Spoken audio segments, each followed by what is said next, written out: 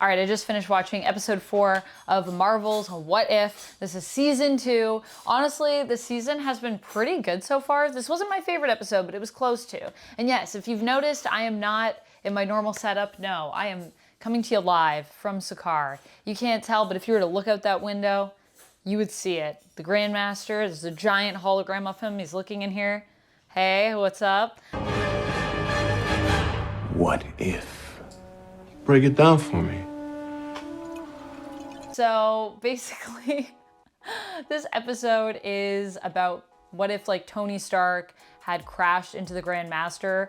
It's just a ton of fun. I love all the racing in it. I thought that was really cool. Overall, my favorite part of the episode is seeing the parallels and the differences between sort of Tony Stark on Sakaar in a similar scenario to what Thor was in, and sort of Thor's approach, which tends to be more like force, fists, fighting, versus Tony's approach, which is very like smart and technological. I really love the part where Tony basically, he has the little tracker on his throat that also zaps him, his little zappy circle, and he just uses his arc reactor in his chest to repel it. That, I was like, of course. And it's really interesting to see how stuff that Thor very much struggled with as a god, Tony can just handle like it's nothing.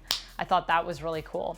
The story overall was kind of meh for me. There were just parts of it that felt, I don't know, like kind of convenient, and some choices that characters made that I thought were a little weird. Like, I know Tony was feeling bad that everyone in the race was just blowing up and it kind of felt pointless, which is why he decided to take action as Iron Man and summon his armor and like get out of there. But at the same time, he couldn't summon all of his armor, and then he couldn't even use his repulsors to like do anything, like his beams. So it just seemed like a weird choice to me. I know he's a hero, but yeah, it was odd.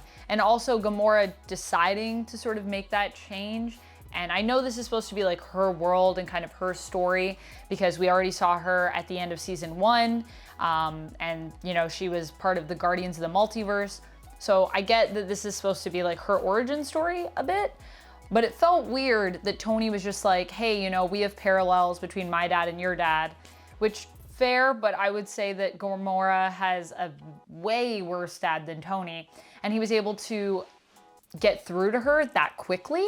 I know it's an episode though of a show, so we kind of have to move a little faster, but I think at times that actually did a disservice to the story that we have here. And just like I said, there just felt like some things where people just went along with stuff, like them recruiting Valkyrie, that felt a little just kind of empty. Like, we just have to do this thing because it lends to the plot, and then we have to keep the story moving.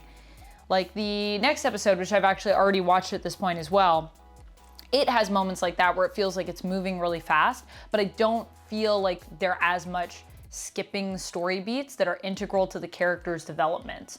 Though overall, I thought the characterizations were pretty good in terms of how they would handle certain scenarios that they were in, and I really liked the voice acting, even though I'm pretty sure for this episode, almost no one came back to do voices. So I think a lot of the people in this are other actors sort of filling in those roles and doing a pretty good job of matching voices, and in some cases bringing some of their own versions to those characters. Although personally, I think I'd rather see voice actors just come in and do their own thing than mimic a voice, except in the case of, I think, Iron Man, because this Iron Man is so RDJ, so I appreciated the kind of matching up. I don't think this was RDJ anyways, so if I'm wrong, let me know, but pretty sure he didn't come back. It was just a good match. What else can I say? So voices, plots, comparison. I really liked the racing element of it. I thought that was really fun and exciting, watching them go around the track in their chariot races. And it was cool to see all of the different cars and how they drove, and just the world of Sakaar, and how much fun the Grandmaster has with everything, and Topaz.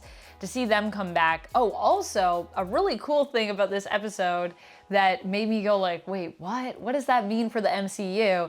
Is that the melty stick that Topaz has is apparently the thing that allowed Gamora to destroy Thanos, or that's what's implied at the end of the episode. It's not confirmed, so I mean, that might not be how she defeats her dad, and that's just part of the story and we'll see that continued. I don't know. But to me, that's like an implication that the melty stick is like one of the most powerful weapons in all of the Marvel Cinematic Universe, which is honestly pretty insane. I gotta say, I don't know how to process that. I both think it's fun and silly, while at the same time think it's completely bizarre, but I'm willing to accept it. I also love how the Grandmaster wasn't fully defeated in this, which is kind of what I thought, because he is basically like an elder of the universe, and the elders are these extremely powerful cosmic beings. So when he was defeated at the end, I loved how he was defeated, but he wasn't really like killed. He was just kind of taken out. Overall, I really liked the episode. I thought it was really fun. And for me, I think it ranks kind of the lowest one so far, but I still really enjoyed it. So it's not a bad thing that it ranks that low. It was still a fun time. I'm just not a huge Iron Man fan. But if you're a huge Iron Man fan, let me know what you thought of it. And yeah, that's pretty much my thoughts on this episode. Did you love it? Did you hate it? Was it somewhere just mid for you? Let me know your thoughts. And until then, stay nerdy, friends. Bye.